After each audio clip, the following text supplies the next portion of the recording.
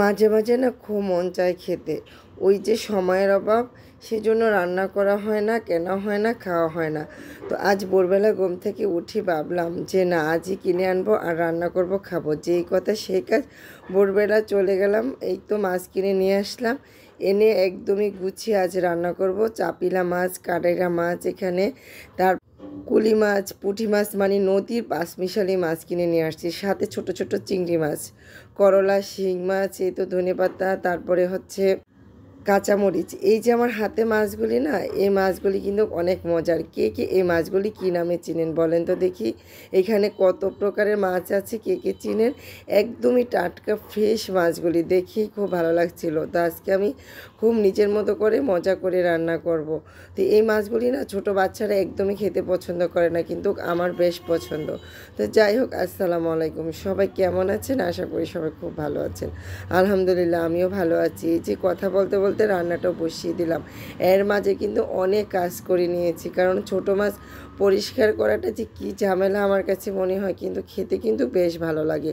তো যাই, ছোটো মাছ কেটে পরিষ্কার করে নিয়েছি। আর এখন এই যে সব মশলা পরিমাণ মতো দিয়ে দিলাম, দিয়ে এখন মশলাটা কষিয়ে নিলাম।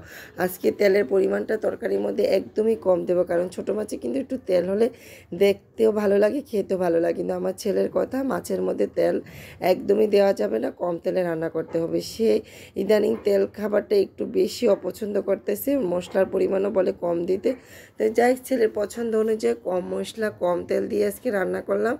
আর এদিকে এই তো মাছগুলি দিয়ে হালকা নেড়ে চেড়ে কষিয়ে তারপরে অল্প পরিমাণে ঝোল দিয়ে দিলাম। এদিকে চুলায় মাছ বসে একটু রমে গিয়েছিলাম, এসে দেখি তরকারির ঝোল একদমই শুকিয়ে গেছে। আমি আর একটু ঝোল রাখার চেষ্টা করেছিলাম, কিন্তু শুকিয়ে যাওয়ার কারণে আর ঝোল অ্যাড করিনি। আমার ব্যালকনিতে না অনেক পুঁইশাক হয়েছে। এই পুঁইশাকগুলি শুধু অপেক্ষা করতেছে আপু আর ভাইয়া কবে আসবে। তো তাদের অপেক্ষা করতে করতে পুঁইশাক পাতাগুলি বেশ বড় হয়ে গেছে। আর পুঁইশাক পাতা কিন্তু কিছুদিন পরে এমনিতেই নষ্ট হয়ে যায়।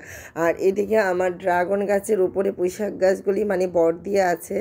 তো তার জন্য আমি কিছু পাতা মানে তুলে পাতলা করে দিলাম, ড্রাগন গাছগুলির জন্য একটু হেলদি থাকে। আর এদিকে পুঁইশাক পাতাগুলি উঠে এনে আমি এই তো ছোটো ছোটো চিংড়ি মাছ দিয়ে সাথে একটু আলু দিয়ে ভাজি করে নিচ্ছি।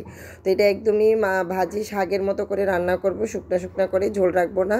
তো এভাবে রান্না করলে না পুঁই শাক অনেক বেশি মজা হয়। তো আমি এই যে আজকে রান্না বসে অনেক কাজ করেছি। পুঁই শাকে কিন্তু ডাকনা দিয়ে ডাকলে কিন্তু কালার নষ্ট হয়ে যায়। তো আর কি করা, ডাকনা দিয়ে ডেকে রমে গিয়েছিলাম, এসে দেখি একদমই তরকারির একটা ঝোল শুকিয়ে গেছে, আরেকটার কালার নষ্ট হয়ে গেছে। তো যাই হোক, বিকালবেলা এই তো মানে গতকালকে বিকালবেলা ব্যালকনি থেকে আমি এই পুঁইশাক পাতাগুলি উঠিয়ে এনেছিলাম। ড্রাগন গাছগুলি একদমই পরিষ্কার করে দিয়েছি, মানে পুঁইশাকের ডালাগুলি আছে কিন্তু পাতাগুলি উঠিয়ে নিয়েছি।